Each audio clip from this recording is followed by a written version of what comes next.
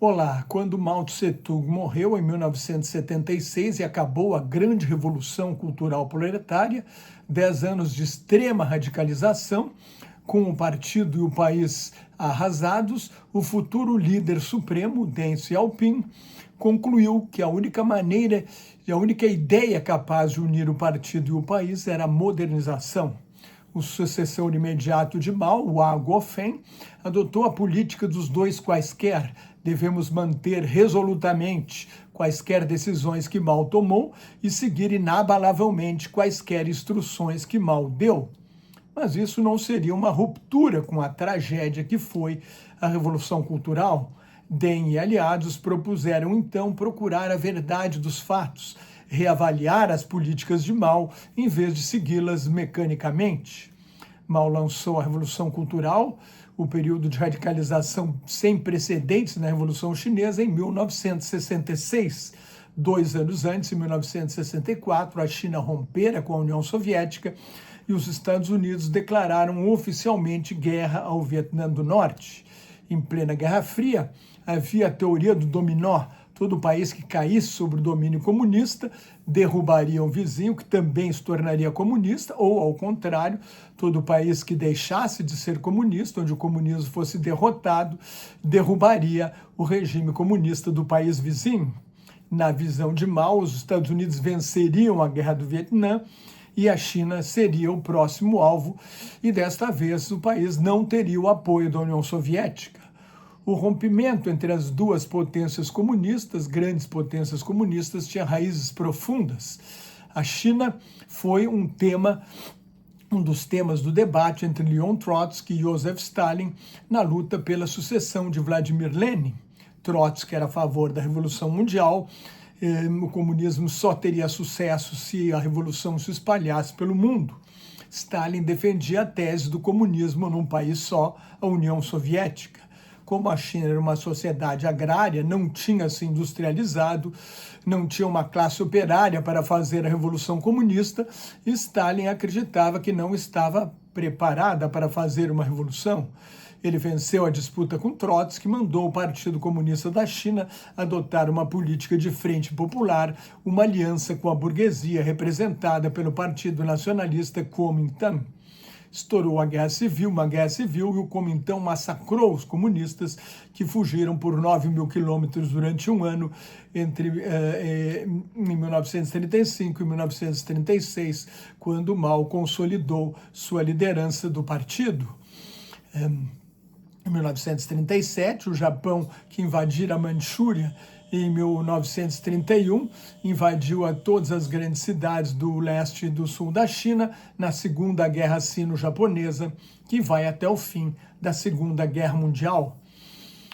Quando os Estados Unidos derrotam o Japão, em 1945, a Guerra Civil Chinesa recomeça e os comunistas, com experiência da guerra de guerrilhas contra a ocupação japonesa, vencem e tomam o poder em 1º de outubro de 1949. Os nacionalistas do Kuomintang fogem para Taiwan, que até hoje a China considera uma província rebelde e ameaça invadir se declarar independência. Seria o fim, a vitória na Revolução Comunista seria o fim do que os chineses chamam de século da humilhação, que começa com a derrota para o Império Britânico nas guerras do ópio, guerras para abrir a China ao comércio internacional, inclusive de ópio. A primeira começou em 1839. Com a vitória da Revolução, Mao vai a Moscou e Stalin o obriga a esperar 50 dias no rigoroso inverno russo até recebê-lo, para mostrar quem mandava. E Stalin impôs um tratado de cooperação-amizade lesivo aos interesses chineses, que mais uma vez foram colocados em posição de inferioridade diante de uma grande potência europeia.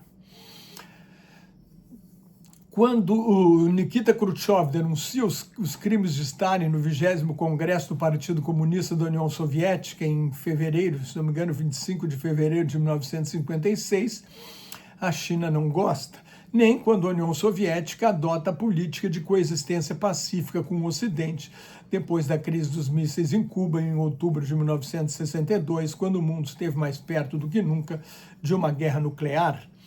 A coexistência pacífica era uma ideia dos líderes da Revolução Comunista de 1917, na Rússia, para ganhar tempo e acumular forças para o que consideravam um conflito inevitável com o sistema capitalista. Com a ameaça de guerra nuclear, a coexistência pacífica se tornou uma política permanente. Então, retomando, a ruptura com a União Soviética e a Guerra do Vietnã levam mal a deflagrar a Revolução Cultural, uma época de radicalismo em que os guardas vermelhos, com o livro vermelho de Mao na mão, como se fosse uma bíblia, atacam os símbolos do passado colonial, arquitetura, literatura, filosofia, cerâmica, pintura em Nanquim, e os artistas intelectuais supostamente contaminados por ideias burguesas, numa total inversão de valores. O trânsito andava no sinal vermelho e parava no sinal verde. Professores, artistas, intelectuais e líderes políticos foram enviados para a reeducação em comunidades rurais, inclusive Deng e o pai do atual ditador chinês Xi Jinping.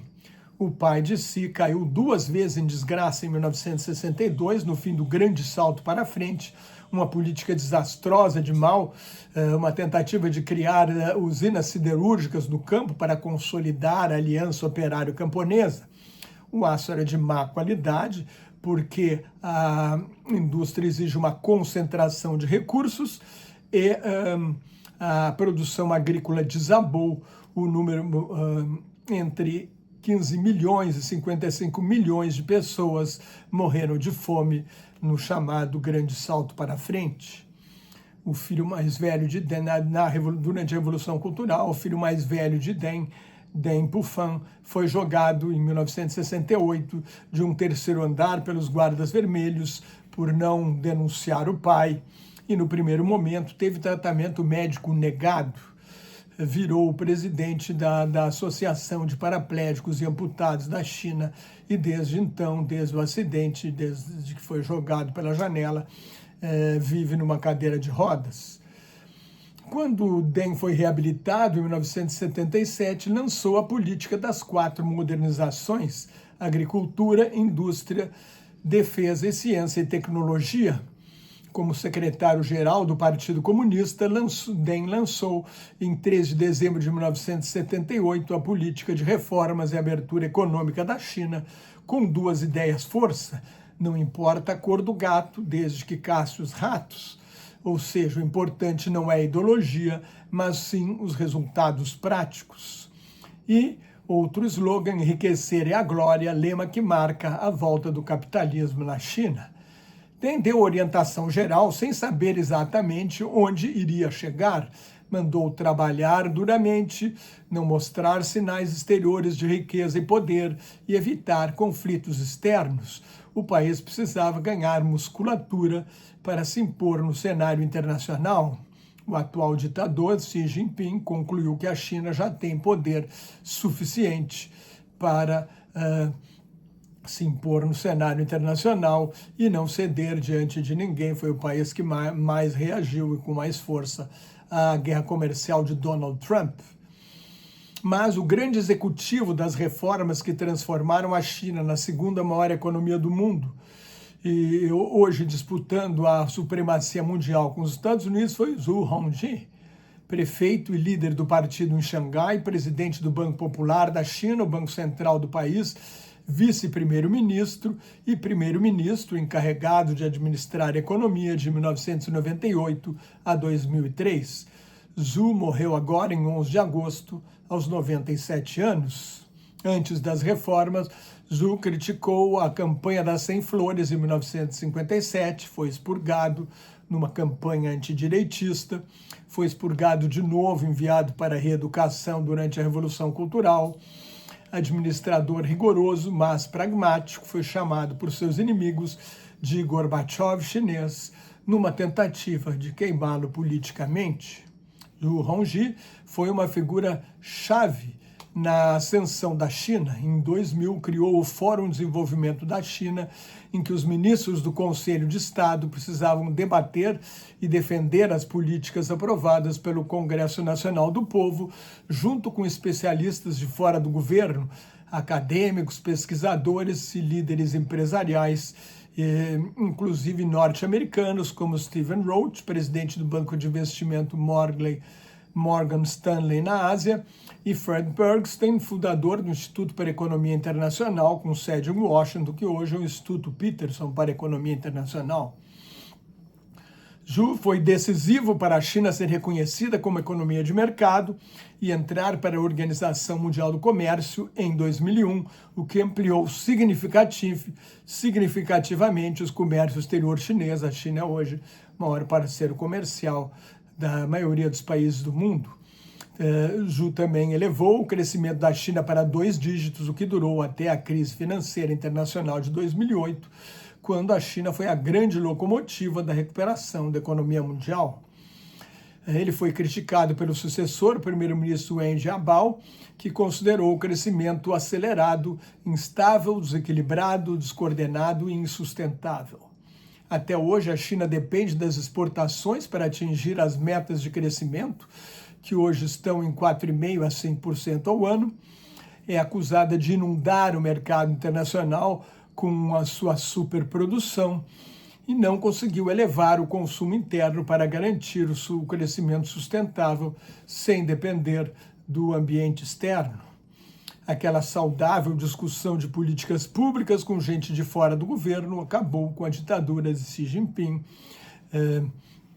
Ele extinguiu a política de Deng, de que os líderes do partido do governo devessem servir apenas 2 mandatos de 5 anos e se aposentassem aos 68 anos. Xi, líder supremo do partido desde 2012 e presidente desde 2013. Tem 73 anos e tudo indica que será ditador perpétuo. Se você gostou, assine meu canal no YouTube, o meu blog Globalização em Crise. Me siga no Threads, no LinkedIn, no Substack, no Instagram e no Facebook, onde colaboro com o grupo Quarentena News. Muito obrigado pela atenção. Até mais. Tchau.